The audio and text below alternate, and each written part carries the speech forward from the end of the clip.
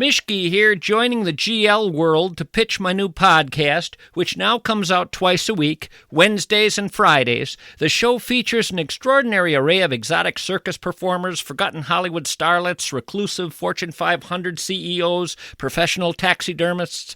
Yep, wait a minute, that's a different promo. Where's the promo for GLers?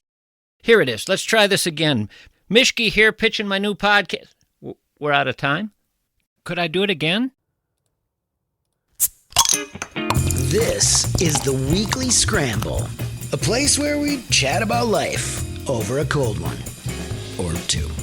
It's time to belly up to the pod with Mike Fratelloni and your host, Chris Reuvers. That's right. It's time for the Weekly Scramble podcast. My name is Chris Reuvers. With me, as always, his name is Mike Fratelloni. Hello, Michael. How you doing, Reuvers? I'm doing phenomenal. I was telling you that I had a story that I'd like to tell you on the air, and I assume, did you not listen to Monday Night Sports Talk yesterday? I'm not going to be offended if you did not. I did not. I listened to a little tiny bit of it, but I'm not. When he was talking about his knee replacement. Yes. That's all I got. And I want to get to your lovely party here in a second as well on Friday night. So Saturday, I got up, and my son and I, my oldest son, he's 14. He is a diehard, dedicated Josh Allen football fan. Don't tell me you drove somewhere. He loves the Buffalo Bills. Okay. And I have a good, and it's kind of he was almost adopted because I have a very good friend that works for the team. Mm-hmm. And so I've been to a million games. It's a great place to watch the game. And so for his birthday every year, I say, okay, you get to pick a game to go to. Unfortunately, back in November, it didn't really work out because from a timing aspect with school and everything like that. And so we had been talking last week about potentially going to a game during their winter break, which started on Monday. And I had said, okay, well, let's look at the weather because you got to be careful, right? You don't want to get stuck somewhere. So, which we almost did a couple of years ago. So I decided he and I were going to head to Cleveland to watch the Buffalo Bills take on the Cleveland Browns. And Shedeur Sanders. Mm-hmm. And I thought, you know what? This will be great because the Browns stink. Tickets won't be that expensive. Okay. And it's actually not a bad drive. It's only about 11 hours. Okay. From Jordan. Through Chicago. Yeah. So and Gary, Indiana. So we depart 10 a.m. Saturday morning. And it was not last minute because he and I were kind of chatting about it. And I said, okay, we got to, and I've got a younger son who's been dealing with some health related stuff. Not feeling good. Yeah. Not feeling the best, but everything's fine. So thank you for all of you that I mentioned that a while ago. So thank you to everybody that's reached out. He's doing great. But you just gotta kind of keep an eye on. He wasn't going to go for the drive. No, and and he's.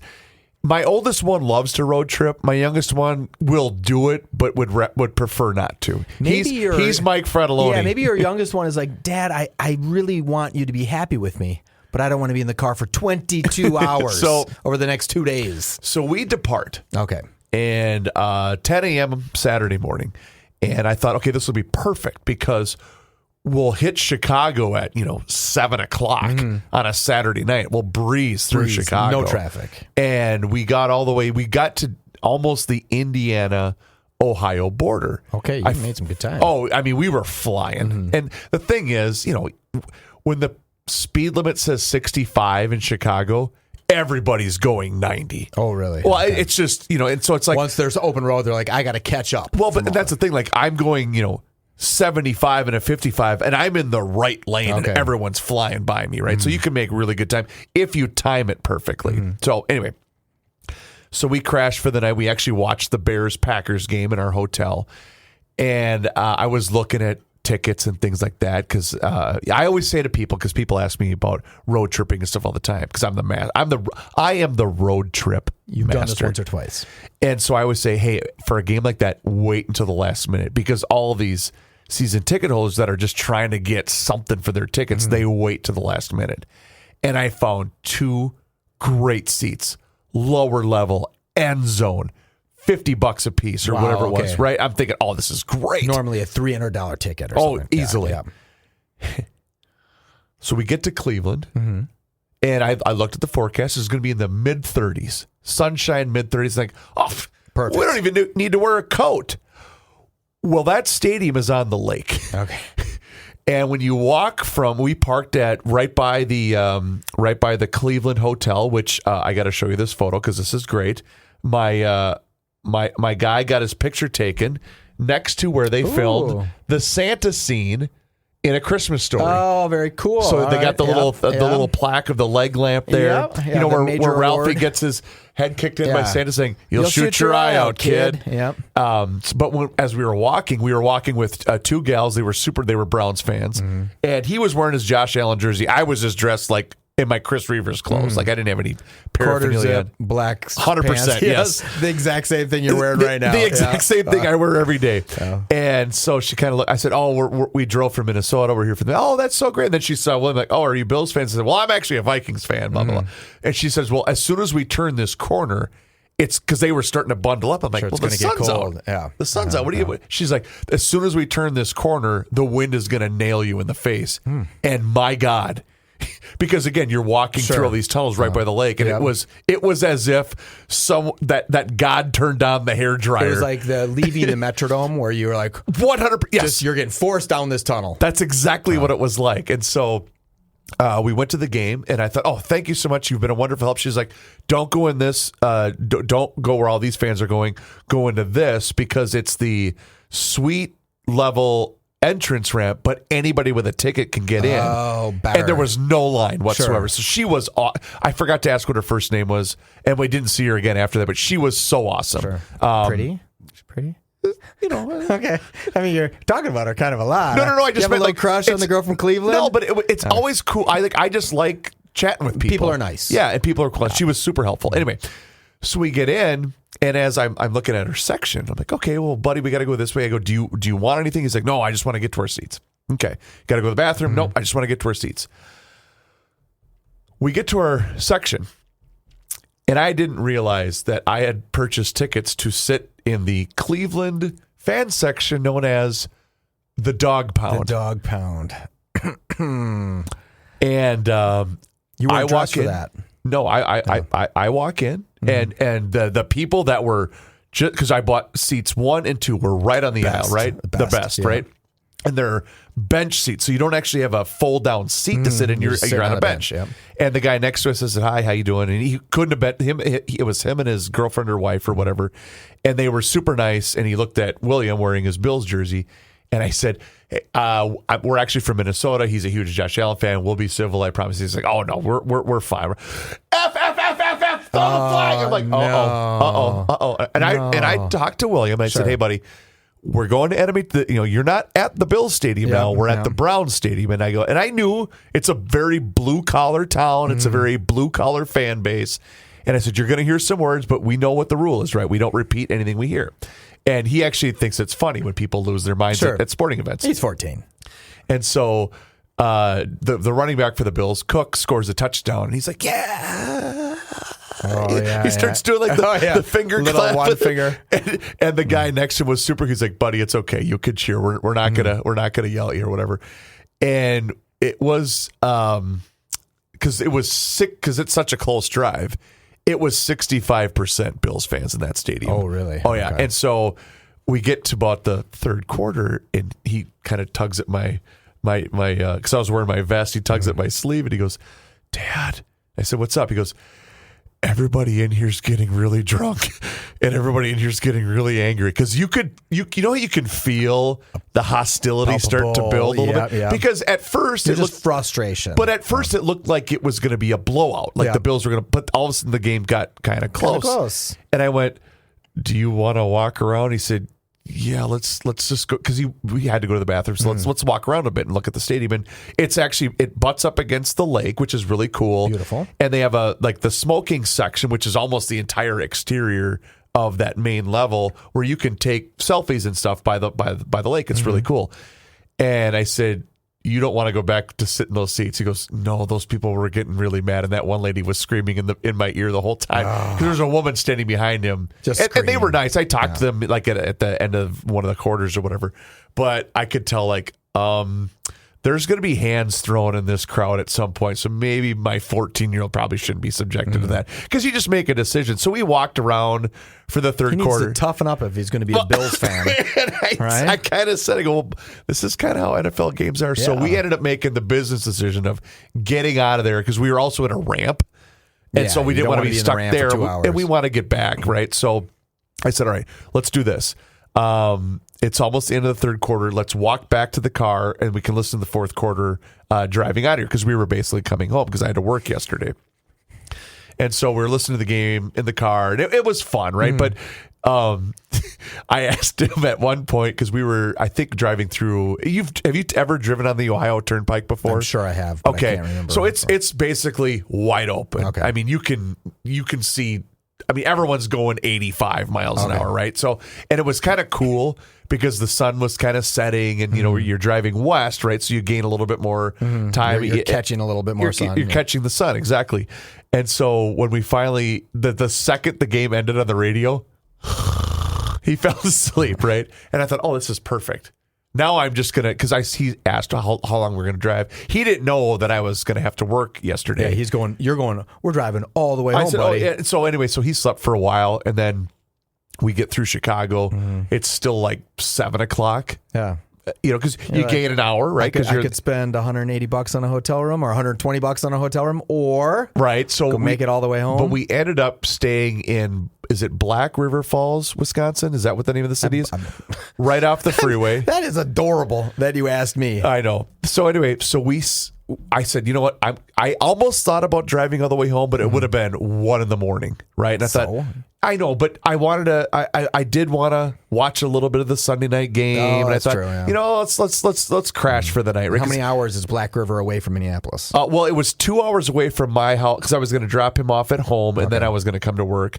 Or it was like 2.5 roughly, so and then not far, yeah. Or 2 hours to work. And I thought, all right, perfect. 10 o'clock. It was like 10:30, somewhere in there. Let's crash for the night. We only have 2 more hours to go. I'll drop you off, and then I'll head to work. Well, that was all great, and the place was amazing. Then we got that frickin' ice storm that went through. Oh, you got hit by that, Mike. The reason, well, this has been a long story. I apologize. So we get up. And I start, I said, okay, do you want to take a shower? Do you want to grab some continental breakfast? What do you want to do? He's like, I'll just grab something to eat, but I'll get changed. I said, no problem. So I was going to start packing stuff up and taking it to the truck. There was 2 inches of ice everywhere. Oh, and and immediately I went, oh, that 2-hour drive just turned into 5. Yeah, I'm never getting home in time. And I went, oh, crap. So I get in the car. I start the car, get the windshield thawed and all that crap. And then I pulled up my navigation. 4.5 hours to get home, which was about 2. Oh, no. And I went, what the heck? They closed the freeway on 94. They closed the freeway. Kidding. No. So I'm thinking, oh, my God, what am I going to do? And I said, well, Gabe, you're about to get your first experience running Garage Logic. So the freeway was open for about the first 20 minutes. And then it was routing traffic off of highway because there were jackknife semis everywhere, right? And it's a lot of our new neighbors driving these semis with sandals on. Yeah. And so it was this county road to that county road to this icy county road to that county road. And finally, the further we kept getting north and west, it started to get warmer. So the streets became more manageable.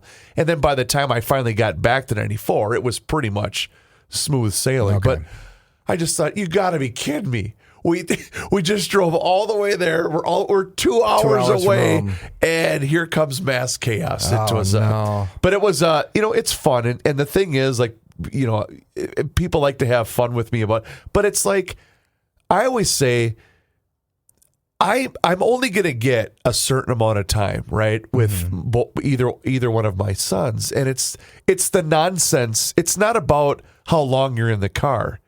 It's the nonsense that takes place when you're in the car. The dumb conversations that you have about this, that, and the other thing. You got to talk about something. You're in the car for 22 hours. Well, and that's just it. Like, for me, it's so much more about, like, I'm going to remember the stupid observation that he made. Not stupid. That's the wrong word. The silly observation that he made. That's going to make me laugh 15 years from now. Sure. I'm not going to remember what the damn score of the football game is. 23-20. It was. You're never going to forget that. Well, but How many you know, passes did Shedeur Sanders complete? you know what the funny thing is? Yeah. Do you know what he asked me? This is adorable. Okay, what do you Because I said, hey, I think I got us good seats, right? And he was like, oh, do you think we get to sit by Dion? And I said, I'm going to guess, buddy, that he's in a suite. Yeah, we didn't get quite that good of seats. Right, exactly. But that's funny. It's just, I know I'm kind of a sap, and but I enjoy that kind of stuff. I like that traveling with one kid too, because then you're fully focused on one child. Yeah. Right. If there's two, then they kind of team up a little bit. You're the third wheel. Right. If there's one, you're full on. But then it almost becomes a game of two, where usually the little one in the back seat is always the instigator. Okay. Oh, always the instigator, and that's so funny. that is kind of fun too. So it was a fun kind of impromptu. Hey, let's just do it quick. You know what you should get your oldest for Christmas? What? Get him a folding table and just say, if you're going to be a Bills fan, you got to start being real stupid real quick. I got to tell you, though, I did confront a Bills fan that was a row in front of us. Mm-hmm. So the running back for the Browns got hurt, like a pretty significant knee injury. Like almost, I mean, he's definitely done for the year, but he might be done forever, kind of a knee injury. And he started screaming, get him off the field. And I went, bro, not the time and the place. Yeah, like why? And he was 0.3, right? Why'd you even attempt to argue because with him? he was agitating everyone around us, Got and I it. didn't want people thinking that he was anyway associated with me or my son. I just said, bro, that's not cool. That's not a good spot to do that. Plus, I have to show him this is not how you behave in public. You know, that's anyway. Can I tell you what we did consume a lot of, though? Okay, go for it. We Are Nuts. Oh, did you? I am not joking. That's all you ate on the way there and back. So we're talking, I forgot to look up what the exact mileage is. It's close to 2,000 miles we put on, right? I'm not joking. Oh, no. He ate 4 jars of cinnamon toffee peanuts. I am not joking. Oh, my God. Son, 4. you can't do that. And then he said, Dad, my tummy hurts. No, not at all. He said, what do we have? I mean, he's a furnace, right? And he's like 5'9" and 110 pounds. And he's growing like a weed. Yep, but I'm not joking. I should have, you know what? I should have taken a picture of the empty carcasses of the We Are before Nuts. I put them in the recycling bin. I'm sure you just whipped them out of the car as you were driving. No. We saved the recycling. You want somebody to pick that up off the ground and say, We Are Nuts. They're always empty. Huh. These must be great nuts. Good. Yeah, but he's addicted to the cinnamon toffee peanuts. I get it. I see why. And you were nice enough to have We Are Nuts at the frat pack get-together that we had last week, which was phenomenal. That was fun. But here's the deal. Go to any one of your Fratelloni's Hardware and Garden Stores locations, Lunds and Barley's, Kowalski's Markets, Cub Foods, Quick Trip, now available at Coburn's. They're fantastic, and it's handmade small batch snacks made right here in the great state of Minnesota, and it's a wonderful family-owned operation. They're not going to be small batch for much longer. I think a second location is going to be needed for production. They need a production facility. Yes. Just for Fratelloni's, because we're selling so many of them. Yeah. Especially this time of the year. Oh, yeah. I didn't quite get the holiday season, so Fratelloni's kind of missed it a little bit because we didn't order hard enough. I should have assumed that people bring these for parties. People have parties. They load up on them. It's not one can for your cup holder because they fit perfectly in a cup holder. It's I'm bringing 7 jars to Grandma's house so everybody can try them. Yep. It's been crazy busy with We Are Nuts. That's so awesome. It's really a great partnership. But if you're not able to make it to those locations, you can order it online at wearenutsmn.com and tell them that you heard about them from Reuvers and Fratelloni on the Weekly Scramble podcast. We will be right back. Did you see the explosion that took place? Which one? Yellowstone. I didn't. Not the big one. Okay. What happened? I don't know why I'm such a sucker for this. Do me a favor. Go to your Google machine right now because I want to watch your reaction. So Google mud explosion Yellowstone National Park. How did I miss this? So I'm watching the news and I got to be honest. I keep it. This is nothing against our friends downstairs at KSTP Channel 5. Okay. I like 9 only because they stay local all morning. I don't really want a national perspective. I just kind of have it on as background noise to kind of get a local flavor all morning long. Let me just state this. I don't even consider 9 a channel. It is Channel 5 or it is nothing. I agree. So we don't watch anything different. I agree. We get KSTP. Then they have other stations, right? What do they have, 45? Yes.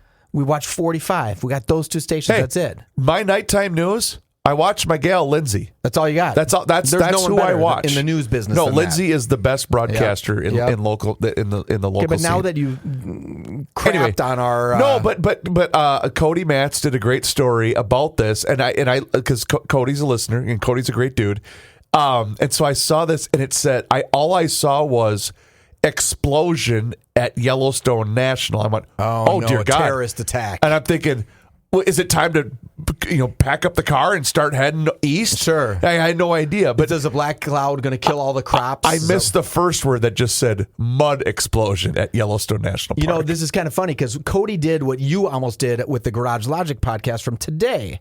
Because Arnie Carlson said he didn't think Governor Walz should run again.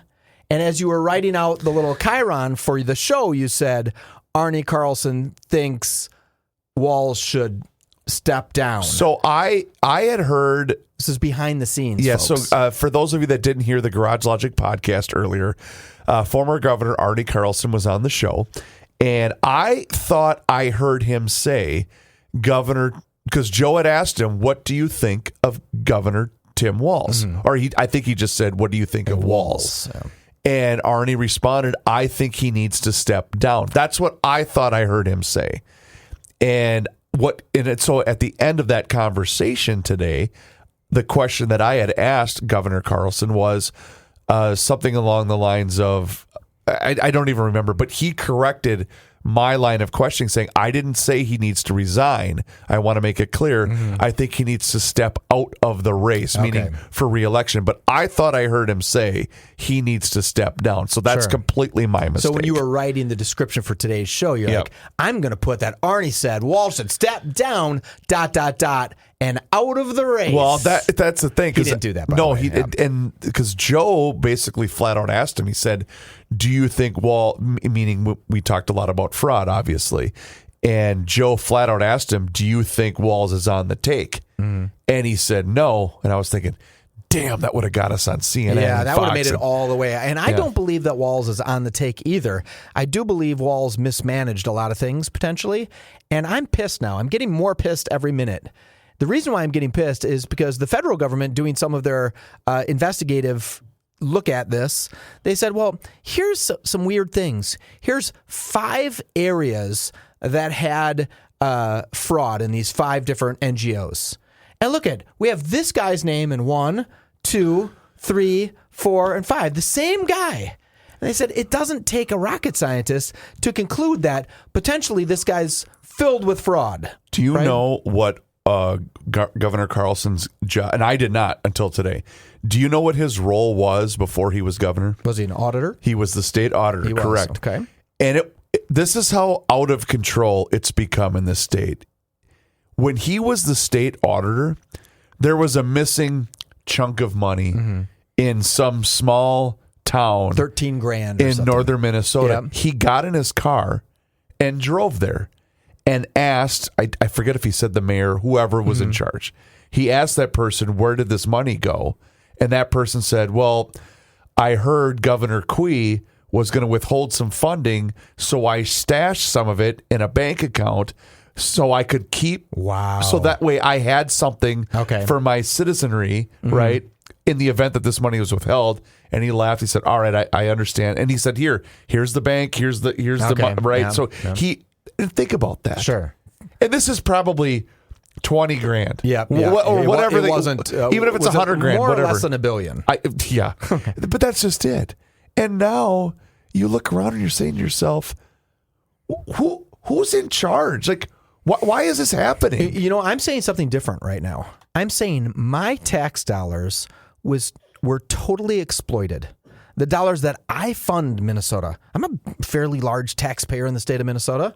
It's a real amount for my taxes. It's not a chump for fun. I'm not paying $7. I'm putting in a real, relatively large amount. Real big for me. Feels very big for me. Right. And it's just getting stolen. Well, I want that money back. I want someone to pay for stealing my money. someone through the Minnesota state government stole my tax dollars. Who do I sue? Who goes to prison? I understand the people who committed the fraud, but those who let the fraud happen blindly. Because it is theft. Yeah, they have to pay a little price too, potentially. I personally have a hard time blaming Walz because he's way up the ladder. Whether and you have different facts for me that could change my mind on this a little bit. He's so far up the ladder, he's not knowing what dollars are going to what NGO. He's not looking at that. But the moment someone said to him, there's fraud, he should have come down like a sledgehammer and said, stop. All payments are stopped. Then, that one court said, no, we got to make those payments. And they should have said, don't care. Take it to the next court. We're still not paying the payments. We're not going to allow potentially. The federal government is saying $9 billion. I don't believe that amount, right? But $1 billion to be raped, and I'm calling it a rape, from taxpayers like Mike Fratelloni and Chris Reuvers. But the thing is, Michael, if the likes of Joe Thompson are in fact saying that it's $9 billion, I'm sorry. If it's Joe, could be. If it's Joe Thompson saying that, I believe him. Sure. Because here's the reason why I believe him. What reason does he have to lie to me? Well, he can make it hyperbolic, right? $9 million is a much bigger number than $9 billion is a much bigger number than $1 billion. But anywhere, I don't care what it is. We paid those dollars, Reuvers. The listeners to this show, you and me and Sushere and Rookie and everybody paid those dollars in, and someone stole them. If someone walked into my house and stole $100,000 from me, I'd be awfully pissed, right? Yes. I mean, I can't tell you how long I'd fight to get that money back, right? I'd go nutty. Well, someone stole $1 billion from our state. Why is no one apoplectically pissed and hunting these people down all across the world? Well, I don't get it. Yeah, that's just it. And I guess for me, it's almost become somewhat like white noise for so many people, which is just as maddening in my opinion, because the thing is, like, if you're not angry, well, then you're not paying attention. What percentage? I'm forgetting what percentage of our taxes was this theft. I mean, if it's $9 billion, it's a fairly large percentage of our state's GDP. Young Gabriel had this number a while back, and it's basically like 33 cents of every dollar. One in every $3. Yeah, 33 cents went towards fraud. So I'm a big fan of shining light on things. And I think companies like mine should have to, in their payroll statement, say, oh, by the way, your taxes went to the federal government. Here's the breakdown of what was paid from your paycheck to the federal government. Defense, roads, et cetera, et cetera, et cetera, right? Emergency services, all of that, social network, the social security and things like that. The state should have to do that too. And then they should have a line item of 33 cents in every dollar that we spend to Minnesota, and it should say fraud and theft. If I read that on my paycheck and said, oh my God, I got a check for $100, $10 went to the state of Minnesota, and $3.33 of it was for theft, I would never pay my state taxes again. I would be up in arms. That's actually, Joe said that today. He said, we should have the ability to never pay state taxes again because of how bad this is. Yeah, claw back some of that money. If it's $9 billion, claw it all back and lower our taxes. That's why you don't, whenever there's a surplus, the only thing you can do with a surplus, is give it back. I agree. Harmony Spirits, they're going to help you get through these tough times. I buy Harmony with it. By the way, thank you again to Larry for gifting the holiday 4-pack that I brought. Oh, that was great. How good was that caramel apple rum? The best part about it, the worst part about it and the best part about it is you gave it to me with like 4 guys standing by us. Yeah. So we split it 4 ways, and I thought, well, that was stupid, Reuvers. I could have drank that whole thing by myself, but now I'm splitting it with these other people. So I had it. I tried it first on ice, and it was great. It was a little sweet, so I added a little club soda to it. Yeah, made it even better. But if you closed your eyes when you drank that, you're like, I'm biting into a caramel apple. 100%. It's like, oh my goodness. Like, I can envision the summer with the caramel apple. So if you're in the area, stop by. If you're like, a lot of people are going to be traveling. Stop in and get one of those fantastic 4-packs because it's a fantastic thing to bring. You can't go to a party empty-handed. No, right? You didn't. You came with a bunch of Harmony, which I thought was great. And the blackberry lemonade, which I haven't tried yet, but I am going to try it this weekend. What else did we have there? We had oh my gosh, the gin was fantastic, and also I'm missing the pink lemonade was also really good. But stop in if you also can look them up online. It's harmonyspirits.net. That's their website. Ask for it by name at the store, and then buy it at the store. It's totally worth it. Go into your local liquor store. Ask for the Harmony brand by name for sure. But they do such an amazing job, and it's a festive time of the year down there in Harmony, Minnesota. I made the stop about a week and a half ago, and it's fantastic. Larry and Damon do a wonderful job of updating that menu of craft cocktails in that tasting room. But as Mike mentioned, go into your local liquor store. Ask for the Harmony brand by name. That is how they're going to continue. And you bought like $200 worth of stuff at like a good deal. They gave you a deal, and you're like, oh my God, I don't know if I could buy this much dude, stuff. Look at right here. I'm rocking my brand new quarter. I know. This is weird. Yeah, I'm wearing a quarter zip. Under Armour too. That's a good one. If you don't even drink, just go in there and buy their merch. Yeah, I kind of laugh though when you're like, I bought like $200 worth of stuff, and they gave me a deal, and I got a ton of Harmony. I'm like, oh my God, what are you going to do with it all? Well, I brought another 4-pack for young Matthew Mikulski. It's his birthday today, and a bottle of whiskey for him as well, and it's all gone. Oh, it's all gone. They had their holiday party on Friday or Saturday as well. So, how was that? Did you get invited to that? No, I don't get invited to the Mikulski party. So they got mad that they didn't get invited to my party. Right. Yet a guy you've worked with for 20 years. So it's harmonyspirits.net. Check them out on Facebook too. They have a wonderful Facebook page. The Weekly Scramble. We will be right back. Holiday party. I have to give you a shout out. First and foremost, you and your beautiful wife, Nicole, you guys do such an amazing job. I almost feel like I really shouldn't be here. I feel underdressed. I don't qualify to be at this party.